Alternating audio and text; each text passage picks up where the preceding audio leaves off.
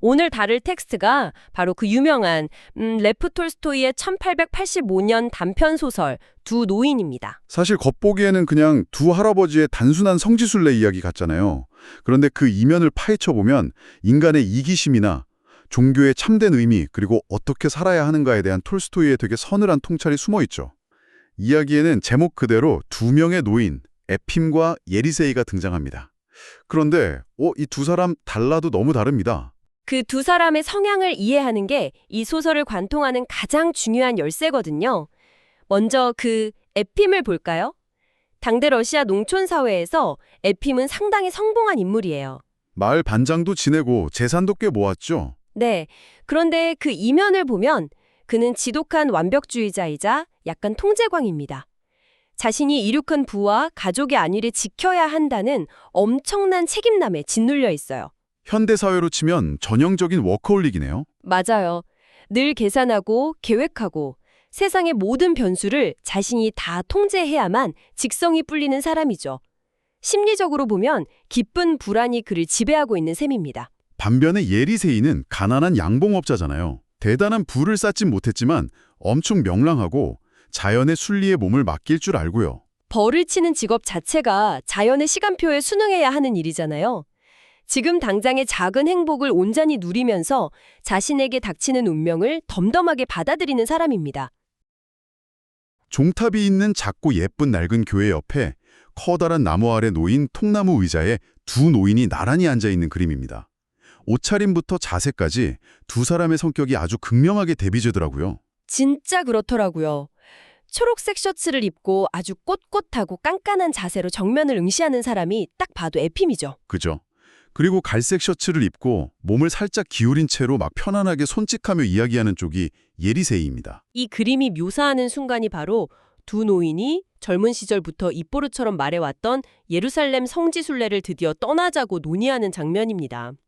여기서 1880년대 러시아 농민들에게 성지순례가 어떤 의미인지 짚고 넘어갈 필요가 있어요. 지금처럼 비행기 타고 며칠 다녀오는 패키지 여행이 아니었잖아요. 절대 아니죠. 수천 킬로미터를 두 발로 걸어서 흑해를 건너야 하는 몇 달에서 길게는 1년이 걸리는 목숨을 건 여정이었습니다. 평생 모은 막대한 자금이 필요했고 살아서 돌아온다는 보장도 없었어요. 그렇기 때문에 에핌은 자꾸만 핑계를 대며 주저합니다. 아들집 짓는 것도 마저 봐야 하고 돈도 좀 더 모아야 하고 당장 내가 자리를 비우면 농장이 어떻게 굴러가겠냐면서요. 바로 그때 예리세이가 에핌에게 아주 뼈 때리는 명문장을 던지죠. 제가 원문을 그대로 한번 읽어드릴게요. 우리가 죽으면 자식들은 우리 없이 살아야 하네. 그리고 우리가 해야 할 모든 일은 결과자 끝낼 수 없어. 이제는 우리의 영혼을 돌봐야 할 때야. 와, 정말 대단한 문장입니다. 저는 이 대목에서 숨이 턱 막히더라고요. 생각해보면 우리도 늘 에핌처럼 살고 있지 않나요? 톨스토이가 에핌의 입을 빌려서 현대인들의 고질적인 착각을 정확히 꾸짖고 있는 겁니다. 대출금을 다 갚으면 이 거대한 프로젝트가 성공적으로 끝나면 혹은 승진하고 나면 그때 가서 내 영혼을 돌보겠다고 미루는 태도 말입니다. 하지만 인생의 모든 과업이 완벽하게 정리되는 그런 통제된 미래는 결코 오지 않잖아요. 그렇죠. 예리세이는 영혼을 돌보는 일, 즉 삶의 본질을 애면하는 일은 완벽한 조건이 갖춰진 미래의 어느 날이 아니라 불안정하고 미완성인 바로 지금 당장 시작해야 한다고 설득하는 겁니다. 그렇게 예리세이의 끈질긴 설득 끝에 마침내 두 노인은 길을 나섭니다. 돈을 단단히 챙기고 집신을 여러 켤레 엮어서 말이죠. 네, 드디어 순례가 시작된 거죠. 그런데 순례길에 오른 지 5주째 되던 날, 두 사람의 운명을 완전히 갈라놓는 끔찍한 전환점이 찾아옵니다. 두 사람이 극심한 가뭄과 흉작이 된 지역을 걷게 된 거예요. 내리쬐는 태양열에 발은 부르트고 극도로 목이 말랐던 예리세이가 물을 구하려고 길가의 허름한 오두막집에 잠시 들어갑니다. 하지만 에핌은 지체할 시간이 없다며 그냥 앞서 걸어가 버리죠. 예리세이가 오두막 문을 열었을 때 마주한 건 그야말로 생지옥이었습니다. 지독한 악취가 코를 지르고 바닥에는 굶주림과 전염병으로 죽어가는 한 일가족이 쓰러져 있었죠. 어린아이들은 빵을 달라고 울부짖을 힘조차 없었고 노파와 부부는 숨을 헐떡이고 있었습니다. 이 그림을 보면 가슴이 참 먹먹해지는데요. 자루 몇 개와 나무통 하나만 덩그러니 놓인 텅 빈 흙바닥방입니다. 네, 그 바닥에 깔린 얇고 남노한 빨개 위에서 웅크린 채 새우잠을 청하고 있는 예리세이의 모습이 그려져 있죠. 예루살렘으로 가야 할 순례자가 왜 낯선 오두막에서 이러고 잠을 자고 있을까요? 앞서가 버린 친구를 쫓아가지 않고 무려 사흘 밤낮을 그 악취나는 곳에 머물면서 물을 떠먹이고 빵을 구워 죽어가는 가족을 간호했기 때문입니다. 예리세이는 처음엔 단순히 물만 얻어마시고 떠날 생각이었습니다. 하지만 고통받는 타인의 얼굴을 목격한 순간 그는 자신의 모든 것을 내어놓는 영적 결단을 내리게 됩니다. 여기서 그가 뜬 눈으로 밤을 새우며 하는 독백이 소설의 클라이막스 중 하나잖아요. 맞습니다. 내일은 셀보리밭과 풀밭을 도로 사주자. 그리고 말도 사고 그렇지 않으면 일껏 바다를 건너서 그리스도님을 찾아간다고 해도 자신 안에 있는 그리스도님을 잃어버리게 된다. 어려운 사람을 도와야지. 근데 사실 현실적인 인간의 마음으로 생각해보면요. 그게 평생을 모은 전 재산이잖아요. 엄청난 액수죠. 게다가 당시 러시아 농민들에게 예루살렘 순례는 구원과 직결되는 일생일대의 과업이었을 텐데 그걸 생면부지의 낯선 사람들을 위해 전부 포기한다는 게 단순히 이타적이다라는 말 한마디로는 다 설명이 안 되는 것 같습니다. 엄청난 내적 갈등이나 허탈함이 있지 않았을까요? 아주 예리한 지적입니다. 당연히 엄청난 상실감이 있었을 겁니다. 당시 러시아에는 스트란니크라고 불리는 끊임없이 성지를 향해 걷는 순례자 전통이 매우 강했습니다. 예루살렘에 도달하는 것 자체가 영혼의 구원을 보증한다고 믿었거든요. 그럼 예리세이가 여비를 전부 털어버린 건 단순히 여행을 포기한 게 아니네요. 평생 품어온 구원의 희망을 포기한 것과 같습니다. 하지만 톨스토이는 여기서 아주 급진적인 신학적 전환을 시도합니다. 진정한 순례는 지도상의 물리적인 장소에 도달하는 것이 아니라는 거죠. 물리적 거리를 좁히는 게 아니라 내 눈앞에 있는 타인과의 거리를 좁히는 게 진짜 순례라는 거군요. 바로 그겁니다. 예리세이가 굶주린 아이들을 위해 난로에 불을 피우고 구워낸 그 빵은 단순한 식량이 아닙니다. 그럼 어떤 의미가 있는 건가요? 종교에서 말하는 가장 거룩한 의식인 성찬식, 즉 성체를 나누는 행위를 이 냄새나는 오두막에서 행한 거나 다름없다는 분석입니다. 화려한 금빛 제단 앞에서 치르는 의식이 아니라 죽어가는 이웃의 입에 당장 빵을 넣어주는 그 순간이 가장 거룩하고 신성하다는 뜻이죠. 와, 그렇게 해석하니까 진짜 감동적이네요. 자, 이렇게 예리세이가 오두막에서 자신의 모든 여정과 신앙의 목표를 낯선 이들의 생명과 맞바꾸며 빈털터리가 되어서 고향으로 발길을 돌릴 때 멈추지 않고 길을 재촉했던 에핌의 상황으로 시선을 한번 돌려보겠습니다. 에핌은 계속 예루살렘을 향해 가고 있었죠. 네, 그 분위기가 확연히 다릅니다. 홀로 짐을 짊어지고 거대한 배에 올라탄 에핌의 뒷모습이에요. 뱃머리에서 멀어지는 육지와 사람들을 바라보는 그의 표정이 무척이나 어둡고 굳어 있습니다. 에핌은 마침내 그토록 원하던 오데사 항구에 도착했고 예루살렘으로 향하는 배를 탔습니다. 수많은 성지를 방문하고 율법에 따라 헌금도 하고 양초도 바치면서 완벽한 순례자의 요건을 갖추게 되죠. 하지만 그가 그토록 갈망했던 내면의 평안을 얻었을까요? 전혀 그렇지 않았죠. 완전히 엉망진창이었습니다.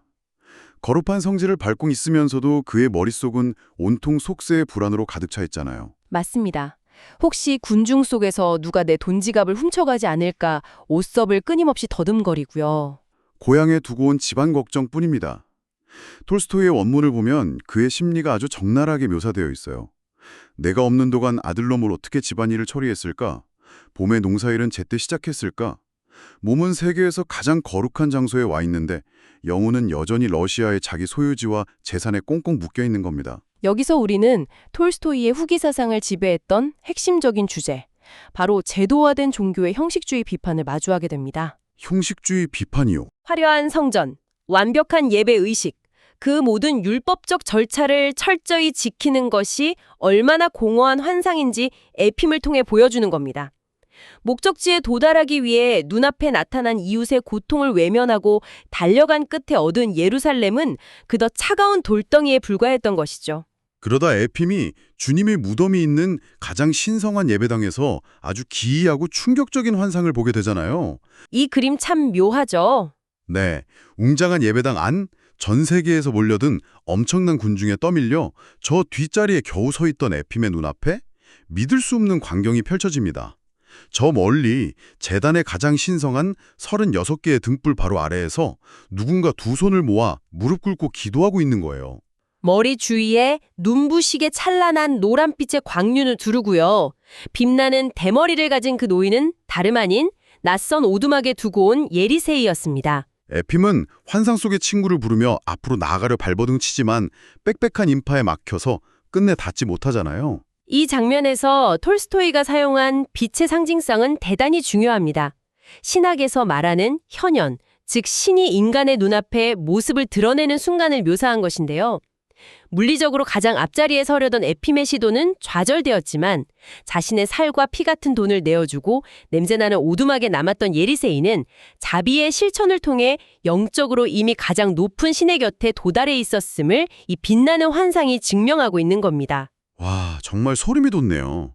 진정한 거룩함과 빛은 교회의 화려한 샹들리에나 금박에서 나오는 게 아니라 기꺼이 자신을 희생하여 사랑을 실천하는 인간의 내면에서 뿜어져 나온다는 뜻이군요. 그렇습니다. 톨스토이는 이 두 노인의 완벽한 대조를 등이 묻고 있는 겁니다. 성지라는 공간의 신성함은 그 장소의 지리적 위치에 있는 것일까요? 아니면 그곳을 향하는 혹은 그곳을 포기하고 타인에게 향하는 영혼의 사랑의 밀도에 있는 것일까요? 결국 씁쓸하고 허탈한 마음을 안고 긴 여정 끝에 고향으로 돌아오던 에핌은 예리세이가 살려두고 간 바로 그 지역, 그 오두막에 우연히 들리게 됩니다. 네, 거기서 건강을 회복하고 다시 일어선 가족들을 만나게 되죠. 가족들로부터 벅찬 증언을 듣게 되잖아요. 우린 모두가 아무 소망도 없이 하느님과 인간을 원망하면서 죽음을 기다리고 있던 참에 그분이 오셔서 우리를 살려주셨기 때문에 비로소 하느님도 알게 되고 친절한 사람을 믿게 되었습니다. 이 대사가 지니는 철학적 무게감을 짚어볼 필요가 있습니다. 그분을 통해 하느님을 알게 되었다. 가족들은 절망 속에서 신을 저주했지만 예리세이가 내민 거친 빵 조각과 사흘 밤낮의 간호를 통해 신의 존재를 다시 믿게 되었습니다. 신은 저 멀리 예루살렘에만 있는 게 아니었던 거네요. 신은 예루살렘의 화려한 제단에 박제되어 있는 것이 아니라 조건 없는 사랑과 연민이 오가는 인간과 인간 사이의 구체적인 현장에 살아 숨쉰다는 선언입니다. 자, 이제 이야기의 끝자락.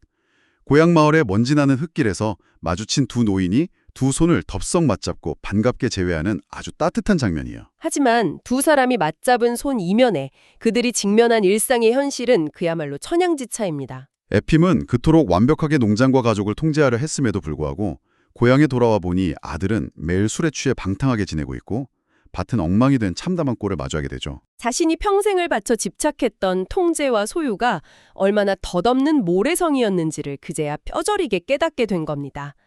반면에 빈털터리로 일찍 돌아왔던 예리세이는 벌통에서 평화롭게 꿀벌을 치며 아주 명랑하게 살아가고 있습니다. 저는 이 재회 장면에서 예리세이의 반응이 정말 충격적일 정도로 감동적이었어요. 에핌이 오두막에서 만난 가족들 이야기랑 예루살렘 재단에서 본 환상에 대해서 막 캐묻잖아요. 네, 그런데 예리세이는 어떻게 하죠? 예리세이는 당황하면서 끝까지 자기가 한 선행을 숨깁니다. 가다가 돈을 잃어버려서 못 갔다고 거짓말을 섞어가면서 말이죠. 그러면서 에핌의 입을 막아버려요. 그건 하나님의 일일세 이웃사람. 딱 이 한마디로 상황을 종료시키고 갖다는 달콤한 꼴이나 대접합니다. 여기서 예리세이의 직업이 양봉업이라는 점을 다시 한번 깊게 들여다보아야 합니다.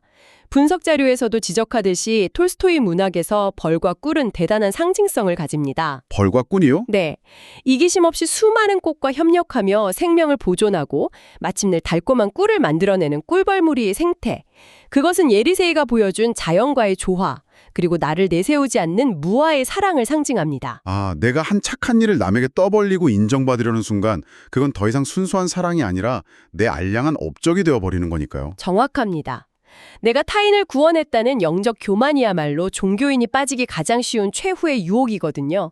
예리세이는 이 침묵과 털털한 웃음을 통해 그 유혹마저 가볍게 넘어선 겁니다. 대단하네요. 톨스토이의 가장 핵심적인 사상인 하나님의 나라는 너희 안에 있다는 문장이 어떻게 한 인간의 삶 속에서 체화되는지를 예리세이가 완벽하게 증명해낸 셈이죠. 톨스토이가 140년 전에 이 소설을 통해 우리에게 전하고자 한 진짜 배움은 이것입니다. 진정한 성지순례란 여권을 챙겨서 비행기를 타고 특별한 장소로 떠나는 이벤트가 아니라 바로 지금 내 옆에 있는 도움이 필요한 소외된 이웃을 향해 기꺼이 손을 뻗는 매일매일의 일상적 실천 그 자체라는 사실 말입니다. 우리는 혹시 에핌처럼 살고 있지는 않은가요? 이력서에 추가할 멋진 한 줄, 남들이 우러러보는 거창한 타이틀이나 완벽한 커리어라는 나만의 예루살렘에 빨리 도착하겠다고 앞만 보고 질주하느라 정작 내 눈앞에 나타난 진짜 의미 있는 오두막들. 네, 그 오두막들이요. 그러니까 나의 시간과 위로가 필요한 사람들을 귀찮다며 매몰차게 지나치고 있는 것은 아닌지 말입니다. 오늘 소설 속에서 아주 잠깐 스쳐 지나갔지만 결말에서 가장 극명한 차이를 만들어낸 두 노인의 아들들의 초점을 맞춰볼까요? 아주 훌륭한 접근입니다. 가문을 일으켜 세우려 했던 에핌의 아들과 그저 자연에 순응하며 살았던 예리세이의 아들 말이죠. 우리가 다음 세대나 혹은 우리가 사랑하는 타인에게 미칠 수 있는 진정한 도덕적 영향력은 과연 어디에서 오는 것일까요? 네. 입으로 쏟아내는 깐깐한 통제와 지시, 완벽한 규칙에서 오는 것일까요? 아니면 묵묵히 내 것을 내어주고 이타적인 사랑을 실천하는 그 뒷모습을 보여주는 데서 자연스럽게 스며드는 것일까요?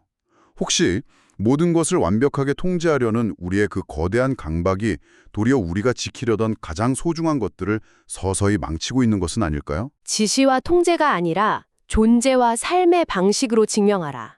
톨스토이의 인본주의 철학을 인간관계와 교육의 문제로까지 확장시키는 탁월한 생각거리입니다. 함께해 주셔서 감사합니다.